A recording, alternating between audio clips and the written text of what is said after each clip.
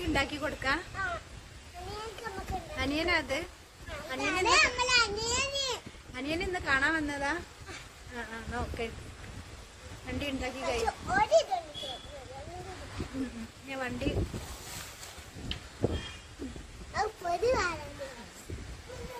ഇവിടെ ഓട്ട് കാണാത്ത